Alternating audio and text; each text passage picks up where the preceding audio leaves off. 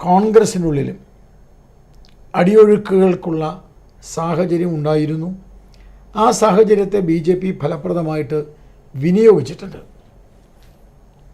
മറ്റൊരു പ്രധാനപ്പെട്ട കാര്യം, തെരഞ്ഞെടുപ്പിൻ്റെ ആദ്യഘട്ടത്തിൽ നിന്ന് അവസാന ഘട്ടത്തിലേക്ക് മാറിയപ്പോൾ അതൊരു BJP അന്തരീക്ഷം പാലക്കാട് ഉടലെടുത്തിട്ടുണ്ട്. പല കാരണങ്ങളും അതിനകത്തുണ്ട്. തുടക്കത്തിൽ BJP സംഘടിതമായി ഒറ്റക്കെട്ടായി ഒരു മനസ്സോടു കൂടിയിട്ട് എല്ലാവരും കൂട്ടായിട്ടുള്ള പ്രവർത്തനമായിരുന്നോ എന്ന് ചോദിച്ചാൽ അല്ല എന്നൊക്കെ പറയുന്നവരുണ്ട്. എനിക്കതിൻ്റെ കൃത്യമായിട്ട് അറിയില്ല, കാരണം ഞാൻ ആ തുടക്കത്തിലൂടെ ഉണ്ടായിരുന്നില്ല. പക്ഷേ അവസാന ഘട്ടമായപ്പോഴേക്കും എല്ലാവർക്കും വിജയം സുനിശ്ചിതമാക്കണം, വിജയം നേടണം. ഈ ഇടതുപക്ഷത്തിൻ്റെയും വലതുപക്ഷത്തിൻ്റെയും വർഗീയ പ്രീണനത്തിനെതിരെ മതഭീകരവാദികളുമായി